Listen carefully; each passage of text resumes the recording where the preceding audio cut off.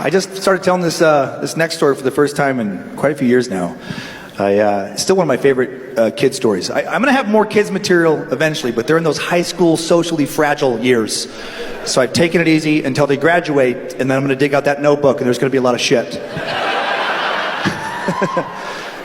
But one of my favorite stories is my wife Lindsay. She's an amazing stepmom, and she'll come out and say hi actually at the end here. She's here. Oh, that's awesome. And yeah, she's a great stepmom, and she's still a deal maker with the kids. And my favorite deal she's made so far is still the one she made with Kyler about, 7-8 years ago now. He's probably like around 9, 10, maybe 11. And Lindsay, Kyler, and I were hiking on this mountain above Riggins where I grew up this one day. We made it about halfway up the mountain, and out of nowhere she turned to Kyler and just said, "I'll make you a deal. When we're out in nature and no one else is around, you can say anything you want. You can talk about any subject, you can use any word, and you won't get in trouble." And she told me later that she did that because she wanted him to trust us, to talk about more important things when he was older. And apparently building trust starts with profanity. I didn't know that. So I asked Kyler if he'd ever cursed before, and he was like, "No, And he's always been an honest kid, and I believed him, so I was like, oh, this is cool. I get to hear my son's first swear word. That's a big moment in a boy's life. So I started wondering, like, how is he going to do it? Is he going to ease into it? Make sure the deal's good before he goes bananas? You know, man, Dad, this mountain's really kicking my bottom. It's kicking the bottom of my butt. Kicking the bottom of my fucking butthole. I'm like, whoa! That is not how you do it, buddy. That was way too specific. That's a powerful visual you're forcing on people. Well, it turns out he didn't say anything for about half an hour. I didn't think he was going to. And then when he finally did it, I realized he was waiting for context.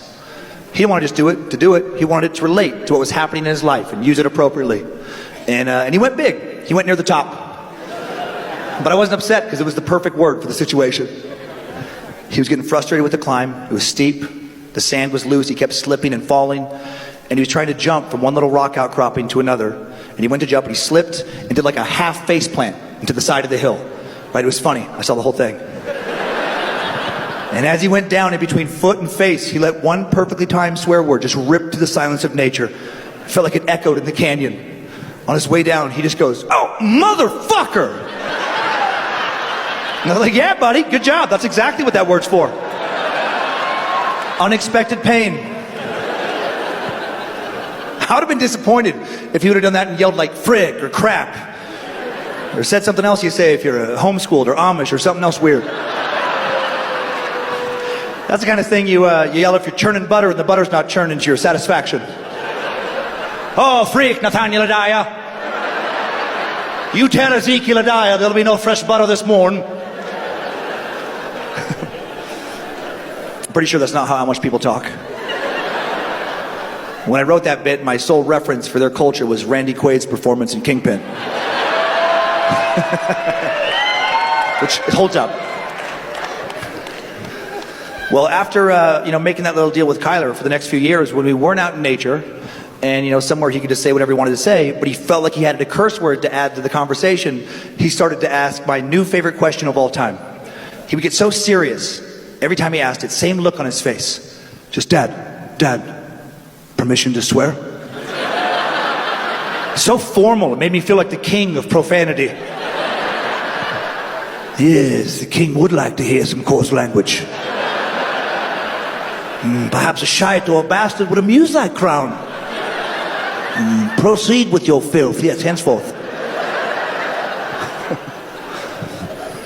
My favorite example of him swearing was, it's like a couple years after that hiking trip. And I was driving the kids home to the apartment we were still living in Santa Monica. They're in the back seat, got their headphones on, watching a movie. So I don't think they can hear what I'm saying in the front seat. And when I got home, somebody had parked in my spot. Somebody's in the driveway. And I knew why they did it. Street parking was full for blocks. They gambled. They hoped the person wouldn't come home before they wanted to leave. But that didn't happen. And now I'm pretty pissed off. And I start saying the kind of things you say when you're angry in a car and you don't think anyone else can hear you. I was like, "Oh, you son of a bitch. Okay, all right. Just gonna take my spot. Hope I don't show up." Well, you know what? I did show up. Now the only place I have to park is behind you. So now you don't get to get out until I feel like letting you out. Because you don't get to fuck me in my driveway. I fuck you in my driveway. It's nonsense. In the middle of this ridiculous rant, suddenly I hear a voice from the back. Just, Dad, permission to swear?